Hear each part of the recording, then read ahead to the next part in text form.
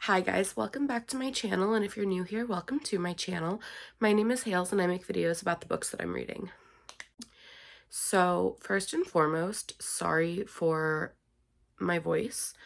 I am sick again. I'm sure you're all just so happy to hear those words after I was sick for like 4 months at the end of the year. So I'm gonna try to film my wrap up.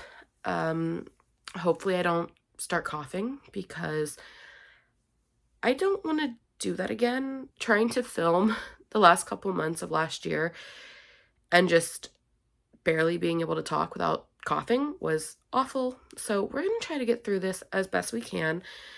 I read, I want to say 7 books in March.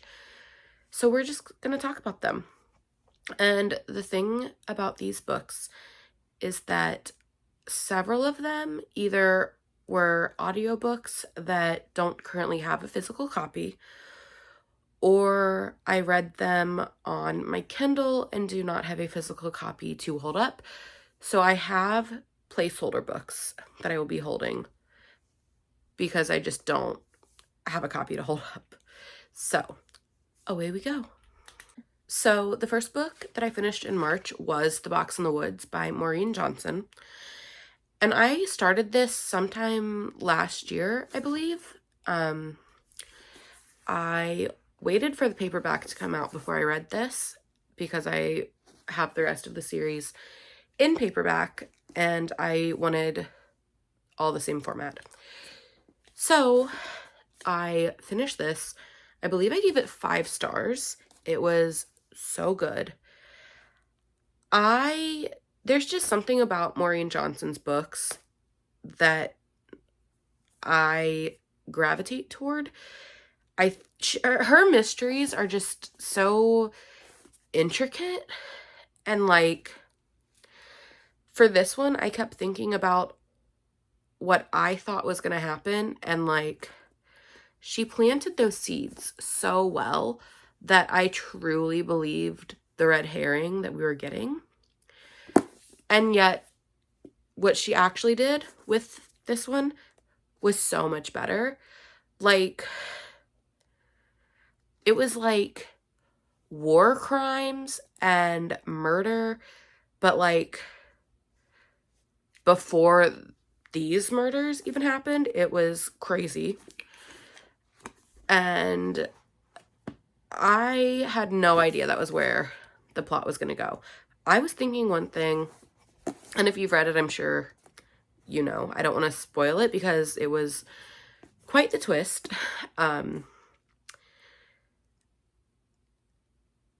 See, I feel like this one took the longest for me to get into.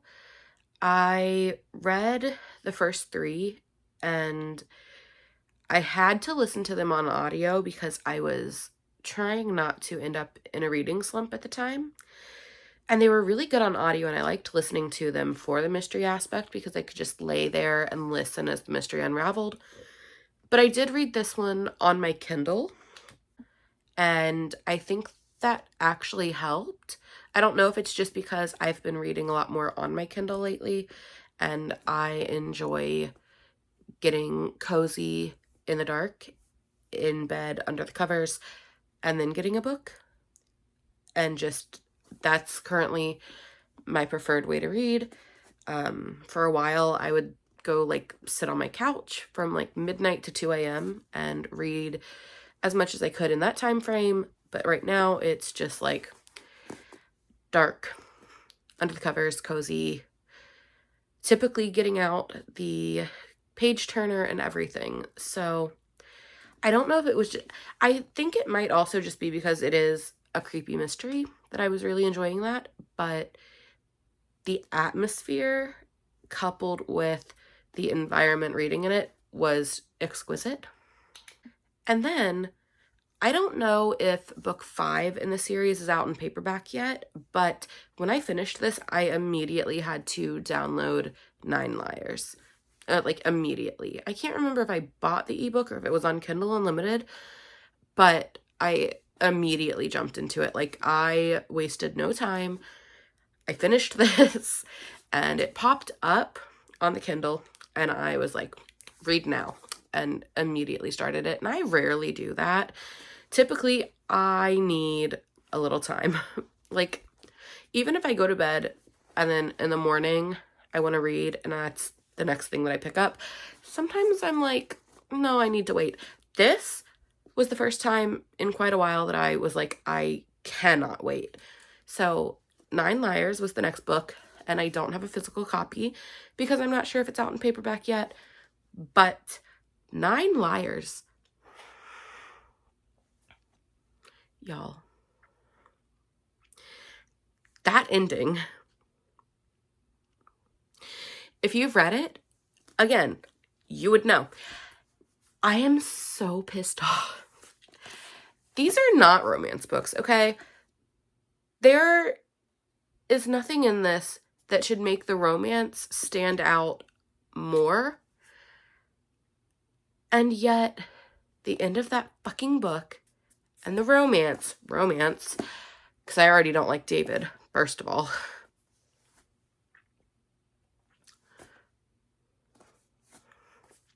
I can't even articulate my feelings because it pissed me off so bad. I'm not going to spoil it. If you haven't read it, go read it. I need the next book because I need to know how he's going to repent. I need to know how he is going to pay for this. I need to see him grovel. I want to see him grovel. Like, immediately. I would like that now. If Maureen Johnson has a newsletter and she just wants to put in a snippet of that man on his knees begging for forgiveness, that would be so great because I need it. I might need it more than Stevie needs it. But I need him to beg. I need him to understand the severity of what he is losing. Because he's a fucking dumbass. And it made me really mad. 5 stars. I will say, I just dropped the book. I will say 5 stars. The mystery was fantastic. I liked that the present day mystery and the present day murder wasn't immediate, because with like the first 3, the original trilogy, it was like, I guess it wasn't as soon, but it felt more drawn out with 9 Liars. So at that point, I was really invested, and we had gotten a lot of the flashbacks with these characters. So by the time something happened, I was crying when it was revealed. So it was just like,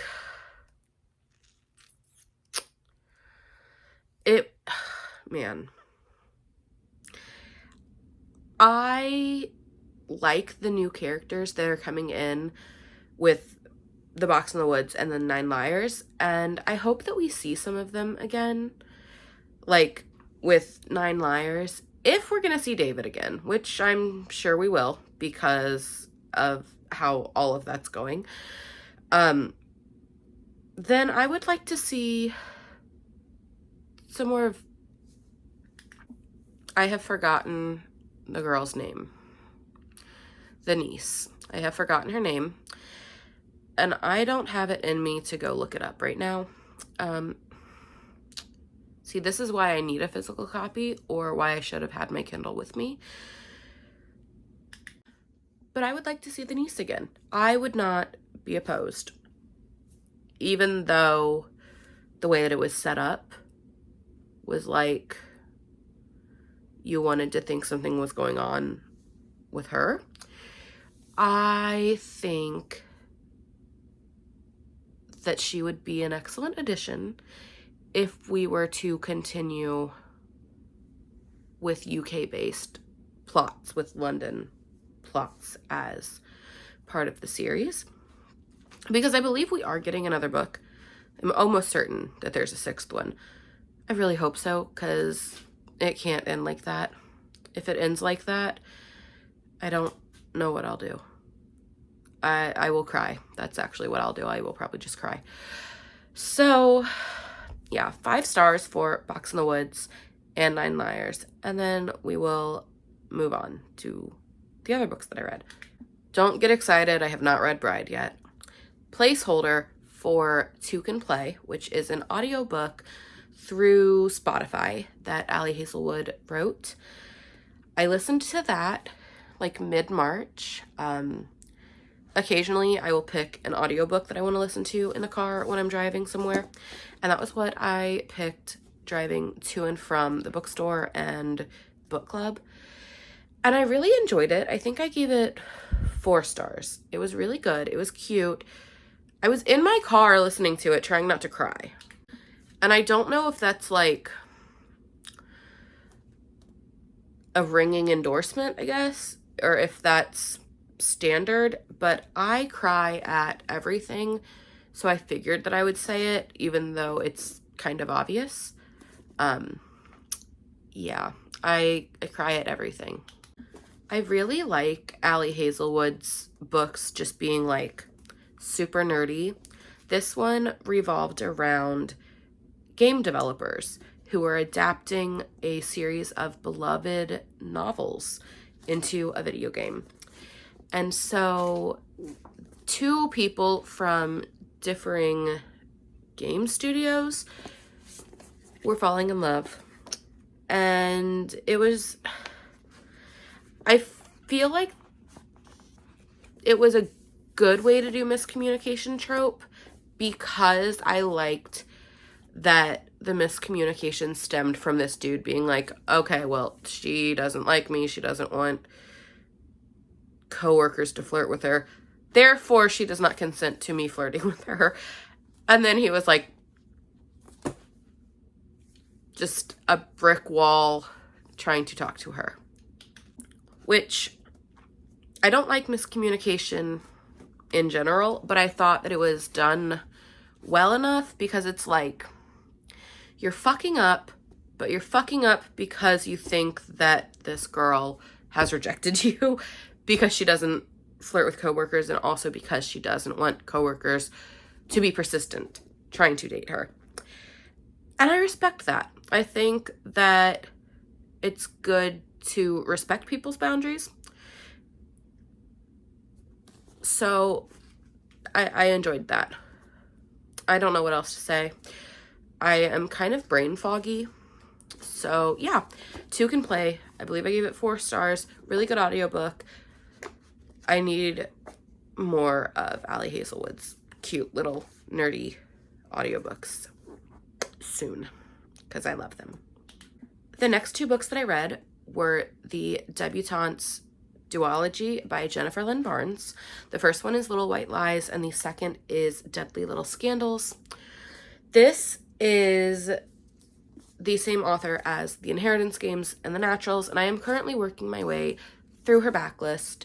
I am right now reading her book called Nobody, which is like, they're like assassins, but I haven't gotten far enough in for the female main character to be an assassin, but the male main character is very interesting. It's weird because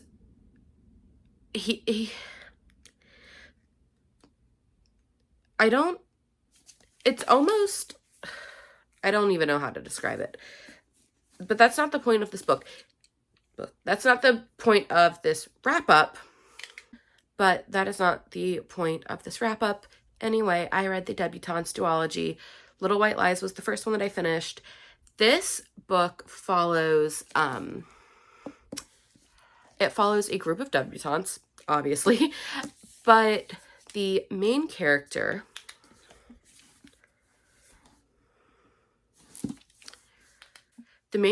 Sawyer, finds out that her family is not actually like anti-Sawyer.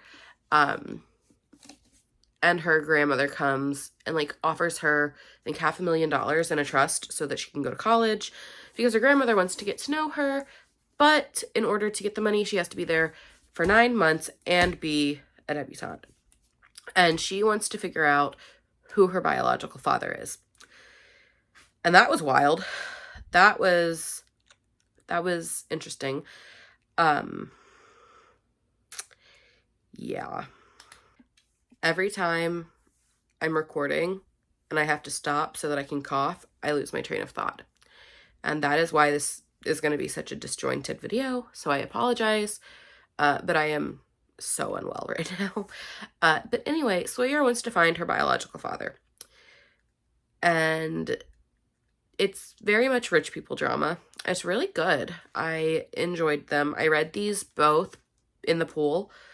I like to go to my pool and just lean up against the side in the like shallow end with my Kindle out, just holding it up and reading in the sun. I did get sunburnt, unfortunately, while reading, because I finished this and I was just, the last couple chapters of this book were crazy, and I kept saying, just one more chapter, and then I'll put it down and get out, and then next thing I know, I've finished the book. So I ended up sunburnt. You know what? It was worth it, though. It was really good. 5 stars for both of them. I finished this, immediately had to pick up the next one as well. I don't think I picked it up in the pool because I didn't have internet at the time. Because it's like a community pool, so I had to like go up there. There's no internet there. Didn't want to get my hotspot, so I had to wait until I got home, and that sucked. But once I got home, I bought the book and started it, and I finished that super quickly. I think I read it in like maybe a week, which doesn't seem super quick. No, it might have only been like 3 days. Maybe 3 days. I don't know. Can't recall, but I have a book that I read at the pool and a book that I read in bed, so I try to not read them, or I try not to read one in both situations because I'm a mood reader and I want to get through as many books as I can. But I did end up reading Deadly Little Scandals whenever I could. So yeah, I finished those, and then I think I have just one more book that I read this month, so we will jump into that. Okay, and then I finished Addicted to You in March. This is the placeholder that I will be holding up for the time being, because I don't know where I put my physical copy. I was bedazzling the cover, and now I don't know where it went. So that sucks, because I was almost done. But I finished Addicted to You. There is a vlog up that you can watch. I'll link it in the description. If I remember to link it in the description, you know, I struggle with that. And I cried like the entire second half of that book, finishing it. It was rough. I go into detail in the vlog, but for wrap-up purposes, I believe that I also gave that 5 stars. It tugged on my heartstrings. It was very hard-hitting in a personal way that I don't know why I was surprised at, because now looking back, I'm like, well, yeah, that obviously was going to hit me hard due to personal things that I have experienced, being the child of an alcoholic.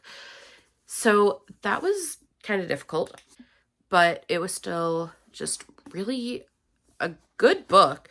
I can't believe that it took me so long to get into it and to finish it, because once I got past the first like 3 chapters, I didn't want to put it down. I lately have been such a slow reader. So once I hit my stride, I think it took me maybe 4 days. Because I typically read before bed for like an hour, or until I am too tired to keep my eyes open. but typically about an hour if I can manage it. And I think when I finished it, I stayed up until like 4 a.m. and I was just crying in bed, and I didn't want to move on. I didn't want to go to sleep. I didn't want to put the book down. I was gonna pick up the next one immediately, and then I was like, no, I need to wait and relax and not be sobbing and just go to bed. But I have started Ricochet now, and I am vlogging that as well. I'm going to be doing them in individual vlogs because I didn't want to take too much time to vlog all of them. So they will be getting their own videos. Hopefully that's not annoying. I will probably end up putting them all in a playlist, and I might make a mega vlog of them all combined at some point. Once they're all done. I don't know. We'll see. But yeah, 5 stars. Super excited to continue with that series. And that brings my total for the year up to having read 12 books, which I think is the slowest start to a reading year that I've ever had, which is not a big deal. The last couple of years I have read a lot, but I've also listened to a lot of audiobooks, and I'm not listening to as many audiobooks right now. I typically go in waves, so I'm sure that that'll come back and my numbers will go up, and we'll see how many books I read when I'm in an audiobook mood. But right now it's just been like a while I'm driving thing. So yeah, I guess we will see how that goes. But that is it for my March wrap up. I hope that you were able to make it through this video, because I feel like I could hardly make it through this video. Can't breathe, need my inhaler, coughing, having to stop and deal with coughing has been just kind of annoying. I'm sure my voice sounds as annoying to you guys as it sounds to me as I am talking. But yeah, I will see you in the next video. And hopefully by then the brain fog and the sickness and all of that will have cleared up. I feel a lot better than I did Monday when I really started getting sick. So at least there's that. Hopefully by the next video you see, I won't be as gross. We can only hope.